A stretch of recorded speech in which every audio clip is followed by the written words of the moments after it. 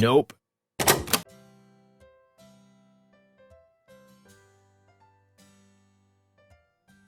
अस्सलाम वालेकुम गाइस, कैसे हैं आप? सब ठीक ठाक हैं? उम्मीद है सब ठीक ठाक होंगे, खैर खैरियत से होंगे। मैं इन्फॉर्मेशन चैनल की तरफ से एक बार फिर हाजिर हूँ आपकी खिदमत में एक नई वीडियो लेकर। ऐसा आज की वीडियो हमारी किसी टैग से रेलिवेंट नहीं है। मैं आपको नहीं बताऊंगा कि आईफोन में आप किस तरह से वीडियो डाउनलोड कर सकते हैं या आप यूट्यूब का चैनल किस तरह से बना सकते हैं। मैं आपको ऐसा कुछ भी नहीं बताऊंगा, लेकिन एज ए यूट्यूबर होने के नाते मैं अपना एक फ़र्ज़ समझता था कि मैं एक ऐसी वीडियो बनाऊँ, आप तक पहुँचाऊँ। कह लें कि एक छोटा सा मैसेज है।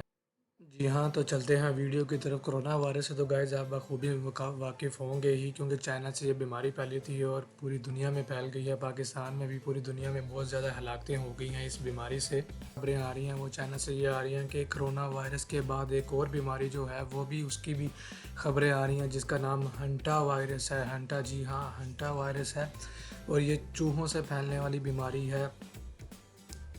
एक चाइना से जो पहले कोरोना वायरस से जो बहुत ज़्यादा वो मुतासिर था चाइना, उससे बहुत सारी हलाकतें हो रही थी। अब एक और जो नई खबरें आ रही हैं, CTD जो कि सेंटर ऑफ डिज़ीज़ कंट्रोल एक इदारा है, उसने अपनी रिपोर्ट शाया की है। उसमें बताया गया है कि चाइना में एक और बीमारी जो है वो फैलने का ख़दशा है, जिसका नाम हैंटा वायरस है, जो चूहों से फैलने वाली बीमारी है।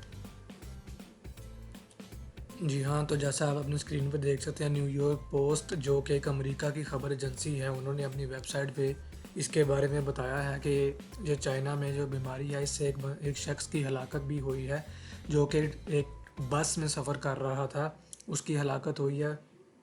उसके साथ 28 लोग और भी सफ़र कर रहे थे, उनका जो टेस्ट किया गया है तो उनके टेस्ट भी मुस्बत आए हैं। तो ये बीमारी फैलने का खदशा है।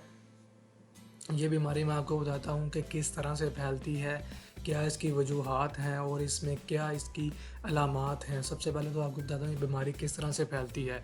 या तो ये चूहे से, जैसे मैंने आपको बताया, चूहे से जो बीमारी फैलती है, अगर जो चूहा पैखाना करता है, अगर किसी शख्स का इस पैखाने पे हाथ लग जाए या चूहे को किसी तरह से हाथ लग जाए, उसके बाद जो इंसान अगर उस हाथ को अगर अपने बॉडी के किसी हिस्से पर टच करता है, मुंह पर करता है या ख़ारिज करता है बाजू के किसी हिस्से पर, तो ये बीमारी वहाँ से फैलने का बहुत ज़्यादा ख़दशा है। और इसकी जो अलामात हैं उसमें गाइस, सर दर्द बहुत ज़्यादा होता है, पेट में बहुत ज़्यादा दर्द होती है और बीमार बुखार फ़ील होता है उसको। और जो सबसे बड़ी इसकी अलामत है, ये फेफड़ों को बहुत ज़्यादा इफ़ेक्ट करता है, या फेफड़ों में बहुत ज़्यादा इफ़ेक्ट करता है ये।